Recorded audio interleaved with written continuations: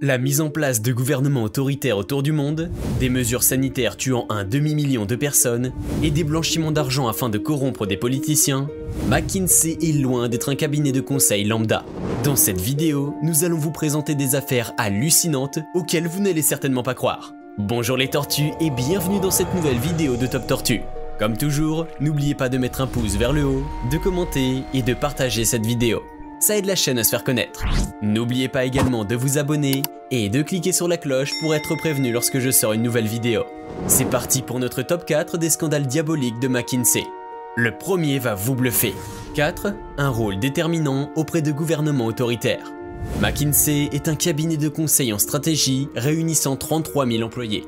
Il est associé à de nombreux scandales que nous évoquerons dans cette vidéo. Le cabinet est présent dans plus de 65 pays. Plusieurs scandales évoquent les conseils qu'a donné le cabinet au service de gouvernements autoritaires. Tout d'abord, parlons des relations de l'entreprise avec la Chine. Tout le monde se souvient des photos des consultants en plein désert, chevauchant des chameaux en 2018, juste à côté des camps d'internement du gouvernement chinois, où plusieurs milliers de Ouïghours étaient détenus alors que des tensions politiques émergeaient depuis quelques années. L'un des clients publics de McKinsey a même aidé à construire les îles artificielles de la Chine dans la mer de Chine méridionale, ce qui fut un point majeur de tension militaire avec les États-Unis. Mais il s'avère que l'entreprise est aussi connue pour avoir contribué à élever la stature de gouvernements autoritaires et corrompus à travers le monde. Et ceci pendant de longues années. Ceci étant même fait parfois à l'encontre des intérêts des États-Unis et de l'Union européenne. Nous pouvons prendre ainsi par exemple la monarchie absolue d'Arabie Saoudite. McKinsey a effectué de nombreuses missions auprès du gouvernement de l'Arabie Saoudite, notamment pour déterminer l'opinion de la population à propos de nouvelles réformes économiques en 2015. Le cabinet de conseil devait déterminer l'avis que les Saoudiens avaient à propos des réformes du gouvernement mises en place pour compenser la baisse du prix du baril de pétrole.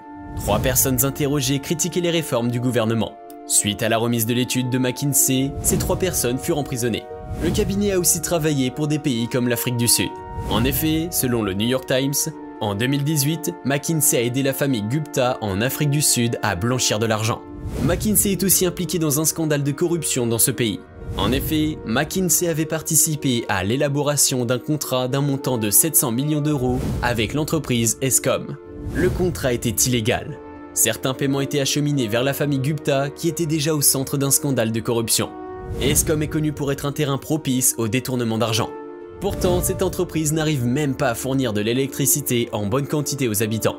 Depuis la révélation de ce contrat faramineux, une grande partie des activités de McKinsey en Afrique du Sud se sont évaporées. Et McKinsey a accepté de rembourser les commissions reçues lors de la signature du contrat. 3. Le scandale de Macron. Ce scandale a été très médiatisé, surtout lors des élections du premier tour en France de 2022. Le recours du gouvernement au cabinet de conseil pour des questions de logistique de la campagne de vaccination contre le Covid a suscité beaucoup de critiques. Le rôle qu'a exercé le cabinet McKinsey dans la gestion de la pandémie en 2020 a été jugé déterminant par le gouvernement français. Mais pourquoi ce cabinet aurait été choisi alors que des milliers de cabinets français auraient pu faire l'affaire? Surtout que les coûts de cette opération de gestion de pandémie ont été faramineux. Suite aux révélations médiatisées, une commission d'enquête a été lancée afin d'examiner ces coûts. Le rapport de ce comité d'enquête a été publié le 17 mars 2022 et révèle que l'État a dépensé plus d'1 milliard d'euros en 2021 en prestations de cabinets de conseil, dont 500 millions d'euros à McKinsey, pour réfléchir aux évolutions attendues du marché de l'enseignement.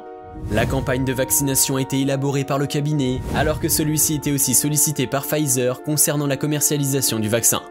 Emmanuel Macron a réfuté ce scandale en disant que ces contrats respectent les règles des marchés publics et en menaçant les lanceurs d'alerte. Un cabinet de conseil qui murmure à l'oreille d'Emmanuel Macron, une expertise payée en centaines de millions et une suspicion d'évasion fiscale. Il faut avouer que ce scandale reste très suspect. En 2020, McKinsey avait reçu 13 millions d'euros pour ses services pendant la crise sanitaire. Le cabinet est resté dans le gouvernement en 2021 afin de mettre en place la stratégie vaccinale. Tout cela a été amplifié par la déclaration d'Olivier Véran à l'époque, disant que McKinsey n'avait pas fait prendre de décision au ministre en lien avec la crise sanitaire ou la campagne vaccinale.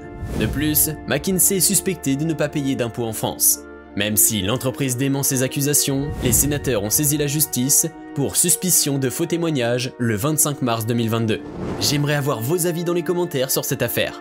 Personnellement, j'aurais préféré que le gouvernement demande conseil aux entreprises françaises et non aux cabinets américains concernant les politiques mises en place en France. 2. Le scandale sanitaire du siècle. Le cabinet McKinsey est connu pour ses scandales sanitaires. Commençons par le scandale concernant l'industrie du tabac aux États-Unis.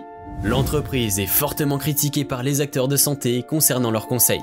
En 1985, le cabinet incitait les supermarchés à mettre en valeur les paquets de cigarettes auprès de la population via diverses techniques de manipulation. En 1990, l'entreprise Philip Morris fait appel au cabinet de conseil pour trouver des nouvelles techniques afin de développer leur marketing en Asie. Puis entre 1999 et 2000, les trois mastodontes du tabac Philip Morris, British American Tobacco et Japan Tobacco se réunissent en secret pour mettre en œuvre un projet établi par McKinsey sous le nom de Cerberus. Le but du projet était de trouver des alternatives afin de contourner les lois concernant le tabac afin d'augmenter les ventes. Les entreprises demandaient à McKinsey de trouver des moyens de lutter contre les mesures anti-tabac. Le cabinet de conseil a participé au projet et les a aidés à trouver des alternatives. McKinsey est aussi critiqué pour avoir encouragé des laboratoires à augmenter significativement le prix des médicaments pourtant développés il y a longtemps. Ceci est suivi de près par le scandale sanitaire du siècle des États-Unis, le scandale des opioïdes. Ce scandale est inimaginable. Selon des centres de contrôle et de prévention des maladies, près d'1 demi-million d'Américains sont morts d'overdose, causés à la fois par des opiacés prescrits ou vendus illégalement, entre 1999 et 2018. En effet, une augmentation rapide de l'utilisation d'opioïdes, avec ou sans prescription aux États-Unis et au Canada, fut constatée dans cette période. Aux États-Unis, 650 000 prescriptions étaient faites chaque jour. 2 millions de personnes sont dépendantes de ces substances et 90 personnes meurent par surdose chaque jour encore aujourd'hui. McKinsey est accusé d'avoir encouragé les industriels à prescrire des médicaments dangereux afin d'accroître les ventes. D'après de nombreux documents judiciaires, le cabinet de conseil a recommandé aux groupes pharmaceutiques de se concentrer sur les dosages élevés car ils étaient considérés comme plus lucratifs. En février 2021, le cabinet de conseil a versé 573 millions de dollars pour clore les poursuites engagées aux États-Unis. Il n'a pas rejeté les faits qui lui étaient reprochés. Ce fut source de scandale aux États-Unis et Donald Trump a alloué 500 millions de dollars afin de lutter contre les addictions des Américains dans le besoin. Je ne sais pas vous, mais je trouve ça hallucinant qu'un cabinet accusé de tels faits soit ensuite dans les bureaux de l'Élysée à conseiller Emmanuel Macron sur la gestion de la vaccination du Covid. 1. Une corruption inédite. McKinsey a été à plusieurs reprises critiqué pour sa corruption très présente lors de certains projets. Par exemple, en février 2020, le cabinet reconnaît des erreurs dans le travail fourni pour l'entreprise belge Netis et a remboursé 7 millions d'euros hors TVA en échange de l'abandon de tout recours au civil de Netis. Fin 2021, l'ex-directeur général de McKinsey Belgique est accusé pour association de malfaiteurs, abus de biens sociaux et détournement de fonds publics. McKinsey est aussi poursuivi en 2022 pour racket et falsification de documents aux États-Unis. Un juge fédéral a autorisé des poursuites contre des associés dirigeants de McKinsey pour violation de la loi anticriminalité RICO. Cette loi est destinée à combattre le crime organisé aux États-Unis. Une entreprise accuse le cabinet de conseil d'avoir dissimulé des conflits d'intérêts d'une manière frauduleuse en signant plusieurs faux documents dans le cadre d'une procédure de faillite. McKinsey est aussi impliqué dans le scandale de l'effondrement en bourse de Valeant Pharmaceuticals, une entreprise pharmaceutique au Canada en 2016. D'après le New York Times, un conflit d'intérêts est constaté entre les consultants de McKinsey et le fonds d'investissement Mio Partners appartenant au cabinet de conseil. Toute la stratégie de l'entreprise pharmaceutique avait été dictée par McKinsey, notamment lors de la nomination du nouveau directeur général en 2008. L'entreprise s'était effondrée en bourse en août 2015, passant d'une valorisation de 91 milliards à 10 milliards d'euros 7 mois après. Cet effondrement est dû aux soupçons de manipulation comptable qu'avait exercé l'entreprise.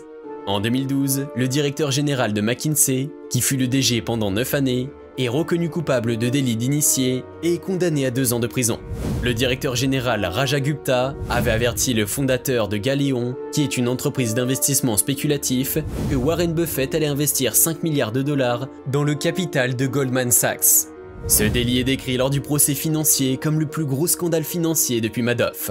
McKinsey est aussi accusé de corruption dans l'affaire Boeing en Inde en 2006. Le cabinet de conseil aurait recommandé à l'entreprise Boeing de corrompre des fonctionnaires indiens. Cette corruption allait pouvoir donner l'accès à l'entreprise à l'exploitation d'une mine de titane. McKinsey aurait donc présenté 8 fonctionnaires indiens à corrompre par l'entreprise Boeing afin de mener à bien le projet. J'espère que cette vidéo vous a plu et que vous avez appris beaucoup de choses intéressantes. Nous sommes à présent à la fin de notre top 4 des scandales diaboliques de McKinsey. Si vous avez aimé la vidéo, n'hésitez pas à liker et laisser un commentaire. À bientôt.